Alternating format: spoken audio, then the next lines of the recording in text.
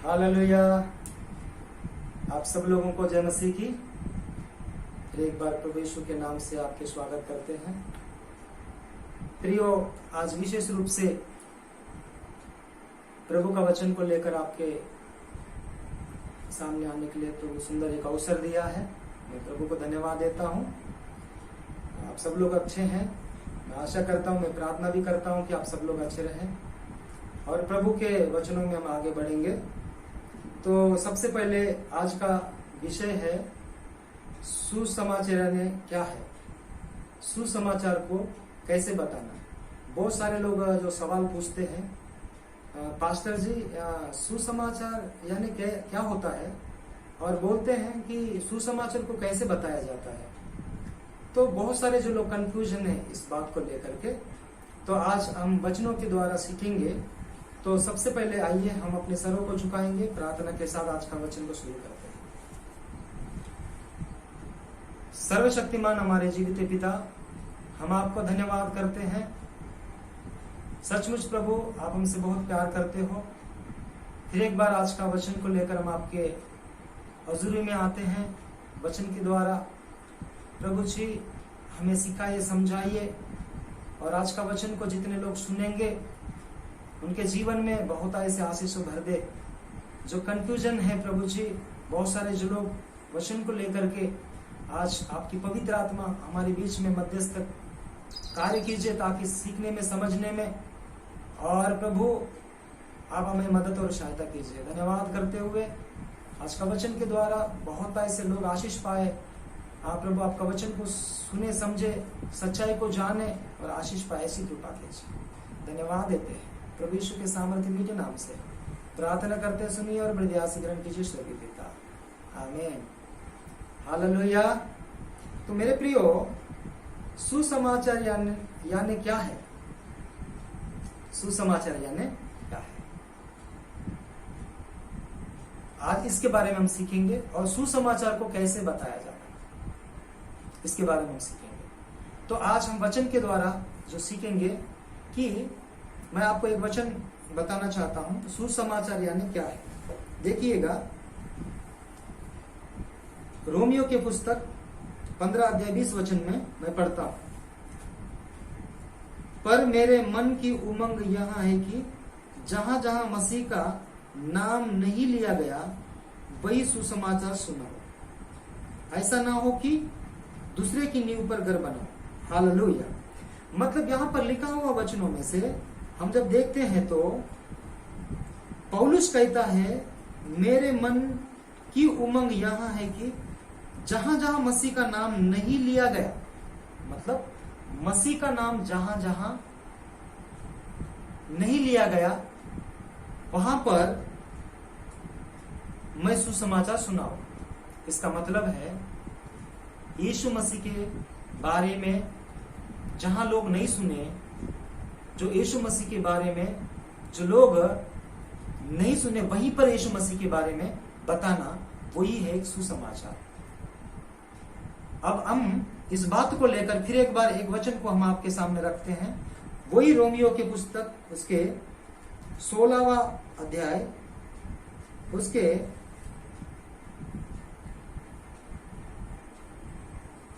25वां वचन में लिखा हुआ है, अब जो तुमको मेरे सुसमाचार अर्थात यीशु मसीह के संदेश के प्रचार के अनुसार स्थिर कर सकता है, उस वेद के प्रकाश के अनुसार जो सनातन से छिपा रहा। हालेलुया। मतलब यीशु मसीह का नाम जो परमेश्वर छिपा रहा, वो प्रकट करने के लिए यीशु मसीह के रूप में इस धरती पर आया था। अब सुसमाचार अर्थात यीशु मसीहा करके बोला है। हालेलुया। इसका मतलब है मेरे प्रियो, वास्तविकताओं में सुसमाचार यानी यीशु मसीह के बारे में बताना ही सुसमाचार है। यीशु मसीह के बारे में बताना ही सुसमाचार है। यीशु मसीह के बारे में बताना ही सुसमाचार है। क्योंकि यीशु मसीह के बारे में बताना ही सुसमाचार है, इसलिए हम लोग कंफ्यूजन ना हो जाए कि सुसमाचार यानी क्या है। पर 2 भी बारे में जब पौलुस कहता है जहां पर मसीह का नाम नहीं सुने वहां पर सुनाओ सुसमाचार करके लिखा हुआ है। तो मसीह का नाम बताना ही सुसमाचार है। इसका मतलब यहां पर अर्थ के बारे में अगर जब हम देखते हैं तो सुसमाचार अर्थात यीशु मसीहा करके लिखा हुआ है। सुसमाचार का अर्थ यीशु मसीह के बारे में बताना ही सुसमाचार है। हालेलुया। तो मेरे प्रियो, और एक बात मैं जोड़ना चाहता हूं, सुसमाचार यानी एक संदेश, अच्छा संदेश देना, एक शुभ संदेश सुनाना, किसी के लिए शुभ हो। तो दुनिया में ऐसे कई संदेश है, अच्छे संदेश है। इसलिए पौलुस कहता है, एक वचन को जब हम देखते हैं गलतियों 1 अध्याय 8 वचन में, गलतियों 1 अध्याय 8 वचन में लिखा हुआ है। 1 अध्याय 8 वचन में पढ़ता हूं आपके लिए। परंतु यदि हम या स्वर्ग से कोई दूत भी उस सुसमाचार को छोड़ जो हमने तुमको सुनाया है, कोई और सुसमाचार तुम्हें सुनाए तो शापित हो करके लिखा हो। हालेलुया। मतलब संत पौलुस कहता है पत्रिकाओं में लिखते हुए, यहां पर कहता है कि यदि जो पौलुस ने जो सुसमाचार यीशु मसीह के बारे में लोगों को सुनाया,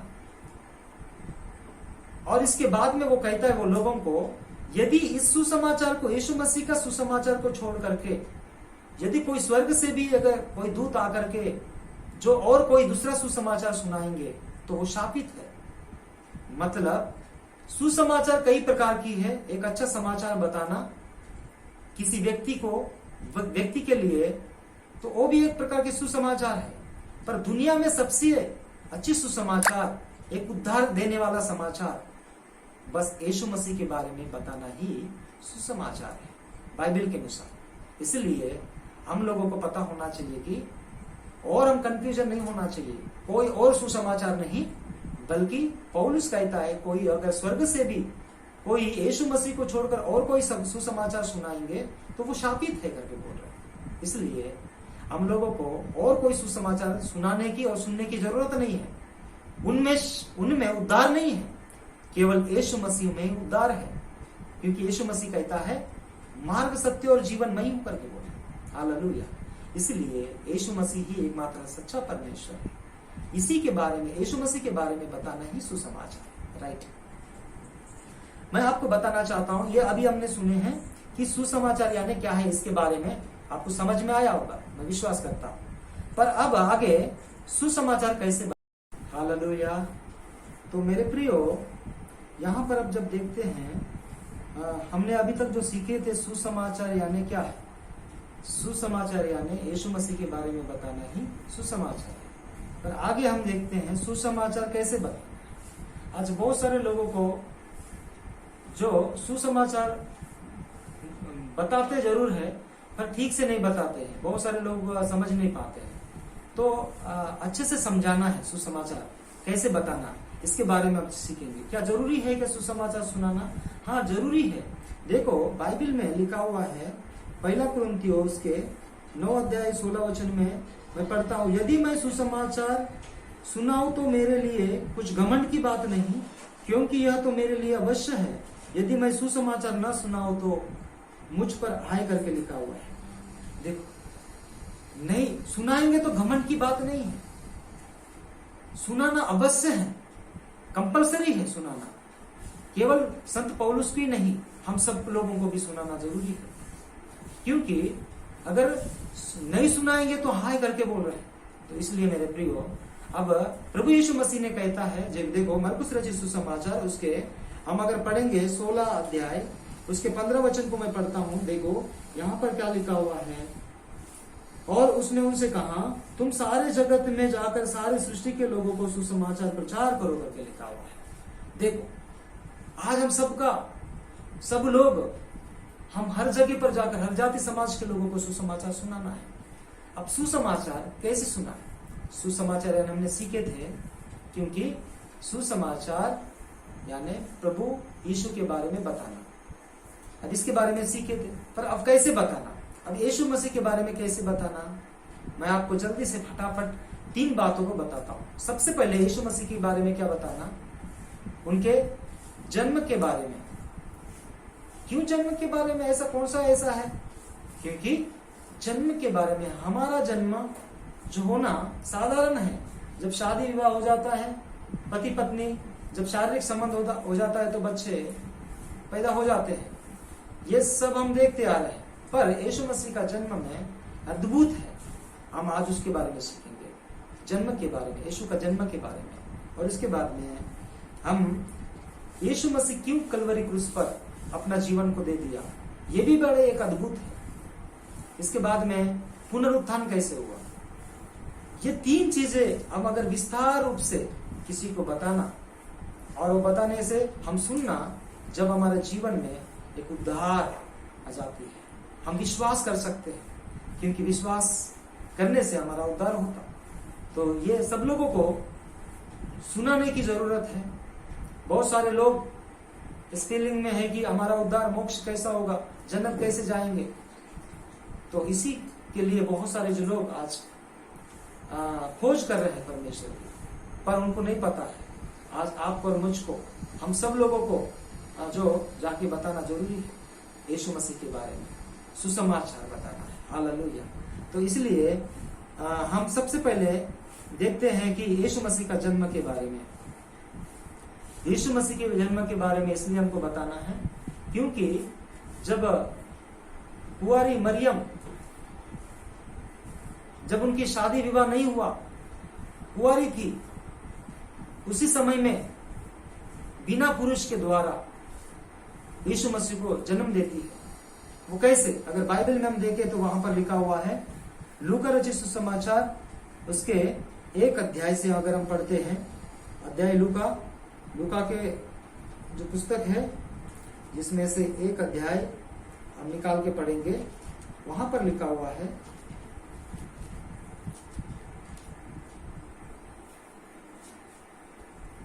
एक 30 से लेकर मैं पढ़ता हूं। देख, तू गर्भवती होगी और तेरे एक पुत्र उत्पन्न होगा, तो उसका नाम यीशु रखना। वह महान होगा और परमप्रधान का पुत्र कहलाएगा, और प्रभु परमेश्वर उसके पिता दाऊद का सिंहासन उसको देगा, और यह याकूब के घराने पर सदा राज्य करेगा, और उसके राज्य का अंत न होगा। मरियम ने स्वर्गदूत से कहा, ये कैसे होगा? मैं तो पुरुष को जानती ही नहीं। देखो, मैं पुरुष को नहीं जानती करके कुंवारी मरियम। हालेलुया। मेरे प्रियो, जब जिब्राइल स्वर्गदूत जब आकर के ये संदेश को जब मरियम को जब बताती है, वो सुनने के बाद में वो भी ऐसा आश्चर्यचकित हो जाती कि मैं पुरुष को नहीं जानता हूं, ये कैसा होगा।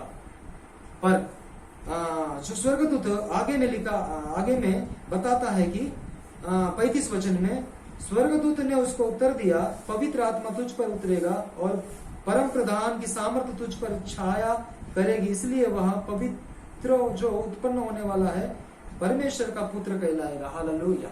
ये मतलब पवित्र आत्मा जब मरियम के ऊपर उतरेगी, तब वो एक बच्चा को जन्म देगा, वही जिसका नाम यीशु। जब इसके बाद में, क्योंकि एक मरियम प्रभु का भय मानने वाली, प्रभु की इच्छा के अनुसार चलने वाली, मेरे प्रियो, इसलिए उस बात को उन्होंने ग्रहण कर लिया।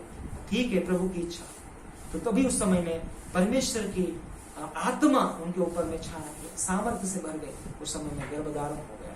हालेलुया। इसलिए ये एक अद्भुत है, बिना पुरुष के द्वारा यीशु मसीह जन्म ले, पर वो पवित्र आत्मा के द्वारा जन्म, निष्पाप। हालेलुया। यीशु मसीह पवित्र है। इसलिए मेरे प्रियो, जब वो यीशु मसीह जन्म लिया, इसके बाद में वो बचपन से ही बड़ी भक्ति और भय के साथ में प्रभु की खोज में रहा, इंसान को सिखाने के लिए, समझाने के लिए।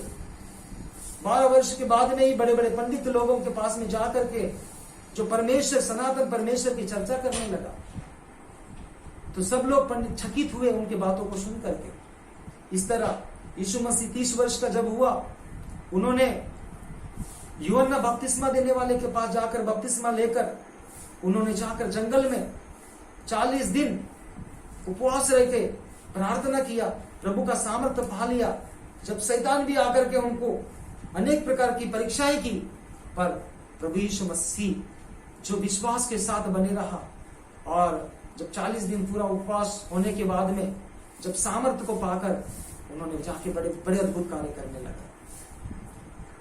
पानी का दाखरस बनाया, 5000 लोगों को प्रभु यीशु मसीह 5 रोटी 2 मछली से 5000 लोगों को खिलाया। न जाने कितने कितने अद्भुत कार्य प्रभु यीशु ने किया। अंधों को आंखें दी, लंगड़ों को चलाया, गूंगों को बोली दी, मुर्दों को जिलाया, कोड़ियों को शुद्ध किया, पानी पर चला, पानी डुबा नहीं सकी, हवा तूफानों को रोक दिया, मुर्दों को प्रभु यीशु मसीह ने जिंदा किया। कितना अच्छा किया। आज कई लोगों को कई परेशानियां, कई तकलीफें हैं। प्रभु यीशु ने कहा जो काम मैं कर रहा हूं तुम भी करोगे, अपने चेलों को बोला। आज कईयों के लोगों को कईयों के प्रकार की तकलीफ और दुख है। आज उन लोगों को ये बातें बताएंगे, वो विश्वास करेंगे तो वो प्रभु का महिमा को देखेंगे। हालेलुया। प्रभु का धन्यवाद करते हैं, क्योंकि अब हमने प्रभु यीशु मसीह का जन्म के बारे में बताया, क्योंकि उनके जन्म में ही अद्भुत है। अब उन्होंने प्रभु यीशु मसीह कलवरी क्रूस पर क्यों चढ़ा? बहुत सारे जो लोग प्रश्न उठाते हैं, वो अपने आप को बच नहीं पाया तो हमें क्या बचा पाएगा, पर वास्तविकता ये नहीं है। क्यों? उनका प्रेम कुछ तो समझो पहले, क्योंकि उनको कलवरी क्रूस पर क्यों चढ़ना पड़ा। उस समय में आदम हवा को जब प्रभु यीशु मसीह ने बनाया, एदेन वाटिका में रखा, उन्होंने बोला आज्ञा का पालन करने के लिए बोला, पर उन लोग आज्ञा का पालन नहीं किए। इसके बाद में आत्मिक स्थितियों में मर गए वे लोग और प्रभु का महिमा से रहित हो गए, दूर हो गए। इसके बाद में बहुत तकलीफ और दुख, नाना प्रकार की बीमारियों में, अनेक प्रकार की स्थिति गतियों को, प्रभु का महिमा को खो देने के बाद में परेशान तकलीफ में पड़े। अंत में क्या मिला? जो पाप का वेतन है, जो मौत है। मेरे प्रियो, इसलिए प्रभु यीशु मसीह हमें जीवन देने के लिए इस धरती पर आया। पर कैसे? अब हमको हमारे पापों के लिए कंपलसरी जो सजा होना चाहिए, जो हमें मिलना चाहिए वो सजा। इसलिए उस समय में प्रभु की बातों पर उन लोग विश्वास नहीं किए, जो आज्ञा पालन नहीं करने की वजह से पाप में पड़ गए। पर प्रभु कितना मनुष्य से प्रेम करता है, वो प्रेम को प्रकट करने के लिए इस धरती पर आया और खुद ही अपने पापों को अपने ऊपर उठा करके उस कलवरी क्रूस पर अपना जीवन को दे दिया।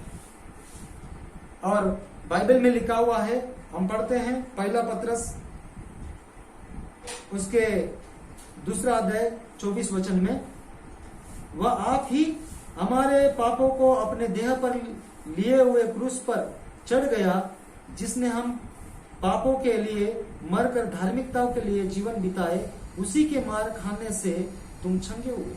देखो, हमारे खातिर प्रभु यीशु मसीह ने ऐसा कौन सा गुनाह किया जो अपने आप को कलवरी क्रूस पर वो बलिदान हुआ।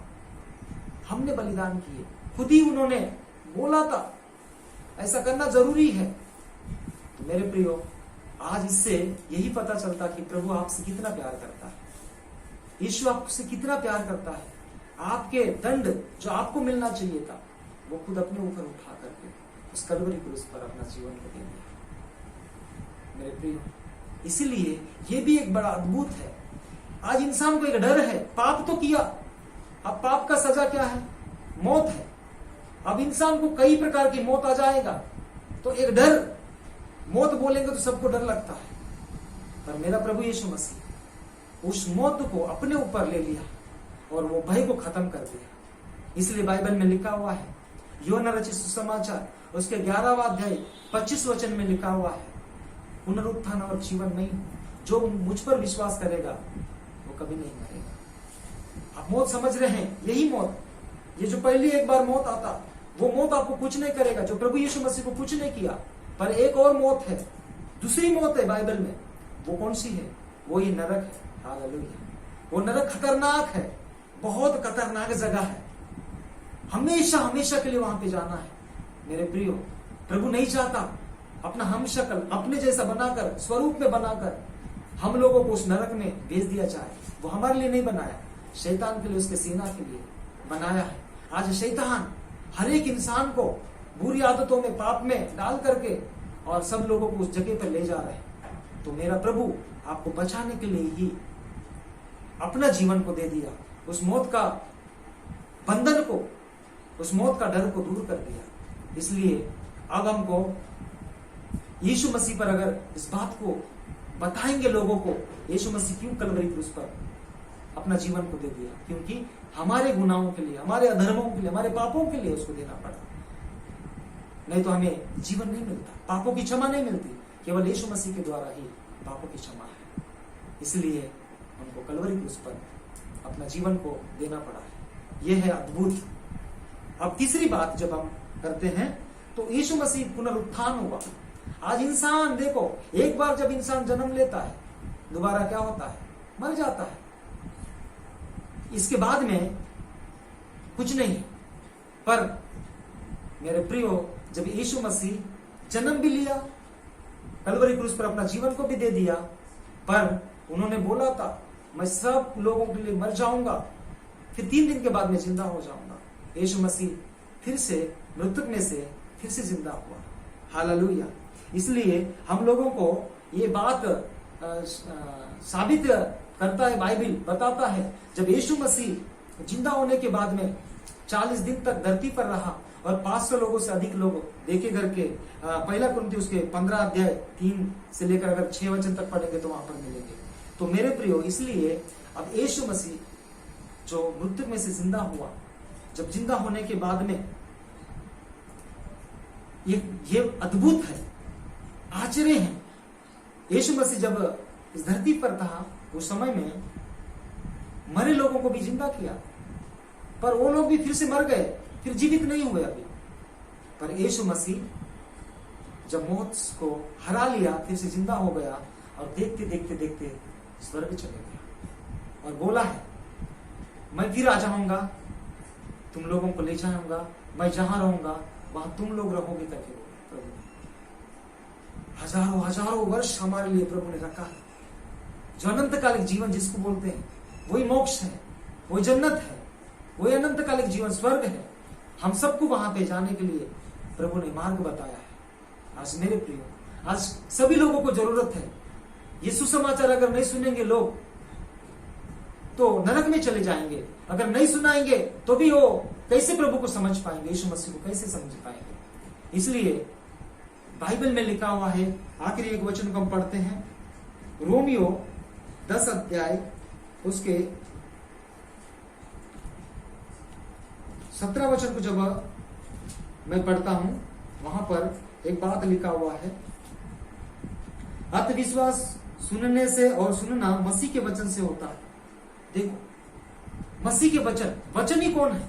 आदि में वचन था, वचन परमेश्वर, और वचन ही परमेश्वर का करके लिखा हुआ है।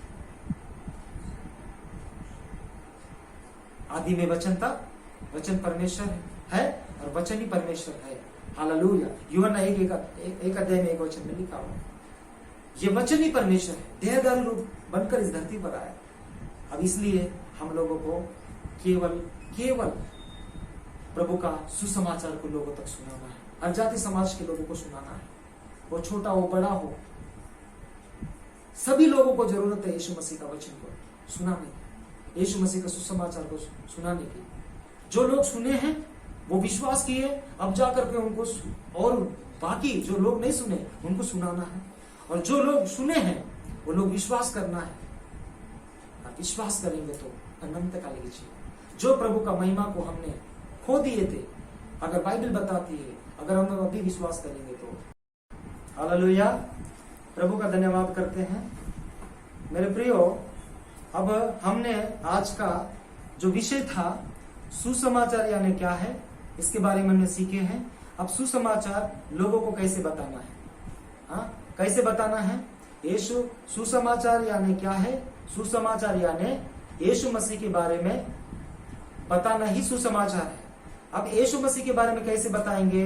यीशु मसीह के बारे में ऐसे बताना है कि यीशु मसीह का जन्म कैसा हुआ, क्योंकि यीशु मसीह का जन्म अद्भुत रीति से हुआ। यीशु मसीह कैसे क्यों कलवरी क्रूस पर चढ़ गया, अपना जीवन को क्यों दिया, ये भी एक बड़ा अद्भुत है। और यीशु मसीह मृत्यु में से फिर से जिंदा हुआ और जिंदा होकर के वो चले गया वो बोला है, जाओ सारे सृष्टि के लोगों को सुसमाचार सुनाओ करके बोला, हर जाति समाज के लोगों को। अब हर एक लोगों को सुनाने की जरूरत है। और उसका कहता है अगर नहीं सुनाएंगे तो सुसमाचार मुझ पर आए। आपने सुने हैं, अब आप जाके लोगों को बताना है। मेरे प्रियो, कब क्या होगा नहीं मालूम। हम सबका, एक पास्टर का ही नहीं, केवल आप समझते होंगे पास्टर ही जाके बताएगा, नहीं नहीं नहीं, आप सब लोगों को बताना है। आपके पड़ोसी को, आपके गांव के लोगों को, आपके शहर के लोगों को, दुनिया में जाके बताना है। तो आप अगर बताएंगे, लोग इस बातों को सुनेंगे, तो क्योंकि सुसमाचार में सामर्थ्य है, क्योंकि सुसमाचार में सामर्थ्य है। मेरे प्रिय, ये सुसमाचार का जो बात है, क्योंकि उसमें सामर्थ्य है। आप अपना काम कीजिए। जब सुनाने के बाद में आप बीज बोओगे तो वह अंकुर आ जाएगा और परमेश्वर उसको बढ़ाकर आशीष देगा, फलेंगे। इसीलिए जरूरत है आपको और मुझको, हम सबको बड़े बोझ के साथ ये अंतकाल के दिनों में हम सब लोगों को विश्वास के साथ आगे बढ़कर लोगों को बताना है सुसमाचार। तो तभी जाकर के लोग सुनेंगे और अपने प्राणों को बचाएंगे और उद्धार पाएंगे। और जो लोग अभी समय में इस बातों को सुन रहे हैं, जो नए नए विश्वासी, जो नए लोग हैं, जिन्हें नहीं मालूम यीशु मसीह के बारे में, आपको भी मेरे प्रियो, मेरे भाई बहनों, विशेष करके हाथ जोड़ करके मैं फिर से आपको बताना चाहता हूं, एक प्रभु के दास होने के नाते यीशु मसीह के बारे में आप जानिएगा। अभी आपने जान लिए होंगे, यीशु मसीह महान है, आपका समस्या का समाधान कर सकता है, हर एक जरूरतों को पूरा कर सकता है। वो अनंत कालिक जीवन देने के लिए इस धरती पर आया, वो गया है, फिर से वो आएगा, हम सब लोगों को अपने पास ले जाएगा।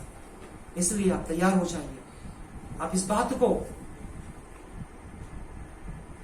समझिएगा, आपके जीवन में प्रभु कार्य करेगा। आपके जितने भी दुख है, परेशानी है, तकलीफ है, आपको अपने आप को बहुत बड़ा ये लग रहे हैं, पर आप यदि विश्वास करके प्रार्थना करोगे तो आपके लिए सब कुछ हो जाएगा करके बाइबल में लिखा हुआ है।